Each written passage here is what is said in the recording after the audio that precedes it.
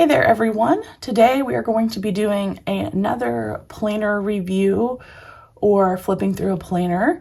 This one is from Amplify Planner, and I used this daily planner a couple of years ago and I felt the urge to pick one up, so I did.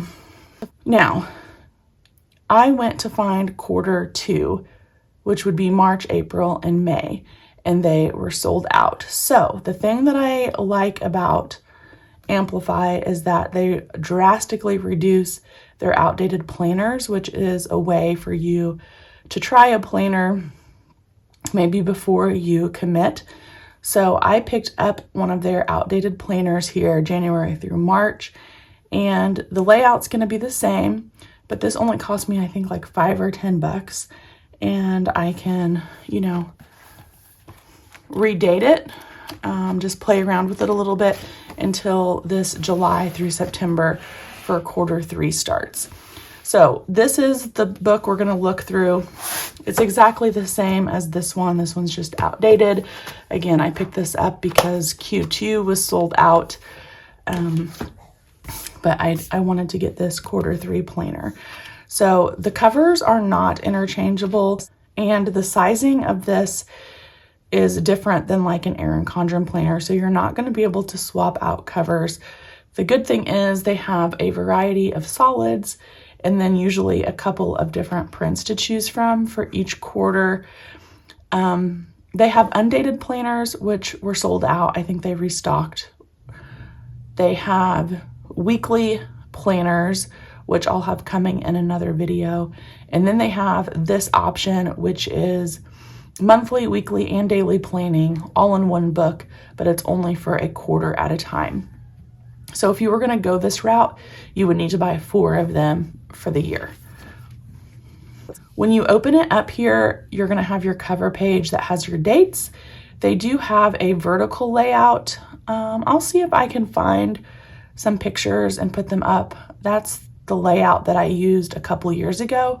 This time I went with the horizontal layout. And they are made here in the US. There's a little note from Chelsea and Ray Ann, who are the owners. It is a female-owned company. And then a little bit about their monthly, weekly, and daily layout. Turn the page here and you have your 24-25 calendars and then your 24-25 holidays. And you will get these in each of your quarterly planners. So it's not like it only comes in the first quarter. You would get it no matter what quarter you ordered. You also have a special dates section, your 3-month goal breakdown pages, and then you're going to turn to your first tab.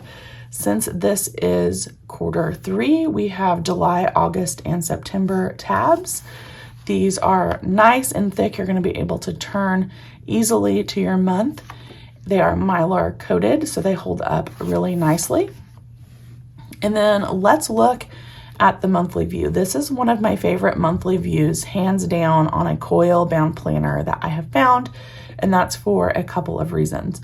One, they are lined boxes, which really helps if you're using ink pen only. You want to keep your handwriting straight. 2, I love that they have the tracker built in up here. I feel like it's a good use of the space instead of having just like a big empty white space or too much decoration. It's very functional. You also have your monthly focus and some check boxes. And then when I was using this planner, I really appreciated the fact that this sidebar is broken down by week. So what I did was I would put tasks that have to be done within this current week but aren't date specific, and so on. So when you turn your page, after that monthly view, you're going to have 2 dot grid pages. I kind of use those for monthly planning. And then the planning pages are dispersed in a way where you kind of just work through the planner, meaning you're going to have your weekly view next. And again, I picked the horizontal, but there is a vertical layout. I'll for sure grab a picture off of their website and put that up on the screen here so you can see the difference between the vertical and the horizontal. I've just really been digging horizontal planning lately, so that's why I picked this one up. You'll notice the week number at the top, which I absolutely love. That's how I personally keep track of where I'm at in the year. If I'm in a planner that doesn't have this, like my Traveler's Notebook, I handwrite it in every week.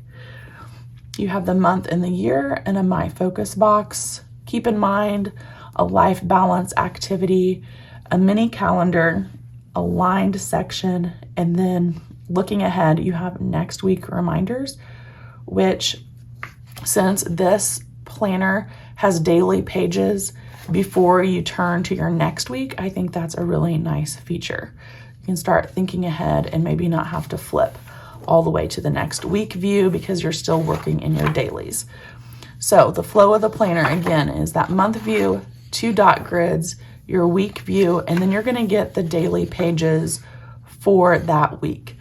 So we'll always have a dot grid here on the left, and then Monday will always be on the right-hand side. Let's dig into this daily layout. So we have the date at the top, 5 a.m. start, and an 11 p.m. stop. These are pretty small lines. I do not feel like they're smaller than my 0.5 millimeter grid if you're used to using like a Hobonichi. My handwriting is fairly small, but I don't have any issues writing on any of these spaces. You have a blank box up here, your priorities for the day, work tasks, personal tasks, habits, and then they call these your freedom boxes. So they are gray shaded with white lines, and you can use them however you want. Down at the bottom, you have a section broken off by a line, and then it's filled with dot grid. So again, the same spacing for the dot grid on this page, and you could use that bottom section however you needed. So obviously always Tuesday, Wednesday, Thursday on the left, Friday on the right, and so forth. You'll notice that these do not share a day, so you have your own page for Saturday and for Sunday. And then you're going to turn the page and go to your next weekly section, and then your daily sections are going to repeat for that week. Flip through here, all the days, your next week with the next daily section, and so forth. Now, when you get to the end of the month, if the days are still in that week, so here in July, we have July 29th through August 4th, all of the daily pages for that week are going to be right behind that weekly page. So you can see here it ends on August 4th. And then we go to our tab where we're going to have our monthly and weeklies repeat. Same thing happens here in August. The week ends in September 1st, so that's your last daily page before you flip to September. After you get through your third month, because these are quarterly books, you do also get the fourth month or the next upcoming month. So you can see this ends in September for the quarter, but they want you to have the place to plan, maybe if you're waiting for your next quarter book to arrive. So we have Sunday, October 6th here, and then they do give you the monthly page for October. If you ordered quarter 4, your first tab would be October, then November, then December. So that is nice that you have at least the monthly view for 1 month before you jump into your next book. You have your quarter end review and your quarter end reflection. This is one of the things that I really loved about this particular planner and planning my life out in quarters was that it made me pause at least every 3 or 4 months to go over some of those areas in my life and maybe look at some goal setting and what I need to do differently for the next quarter.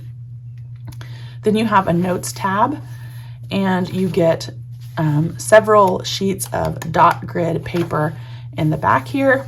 You do have a coiled on double-sided pocket folder, and then you're at the back of your book. So that is a look at the quarterly planner from Amplify Planner. Again, I love these books because they have your yearly, monthly, weekly, and daily planning all in one book. Yes, the downside of that would be that you need to buy 4 of them, but who doesn't love getting a new planner every quarter, right? So it is very handy, and if that's the way your brain works, where you like to have all of those things in one book, this would be the perfect planner for you, in my opinion. And don't forget, if you're like, I don't know if that's for me, and you are a sticker user, or even if you're not a sticker user, pick up one of their undated options, or even their outdated planners, and then, like I plan to do, I'm going to play around with some of these pages without fear of messing up, because I'm not going to archive this. It's purely just for me to play around with and see how I wanted to set up the pages. All right, guys, thanks for joining me for another planner review. If you have questions about Amplify Planner that I didn't answer or show, let me know and I'll try to get you an answer. Thanks for joining me, and happy planning.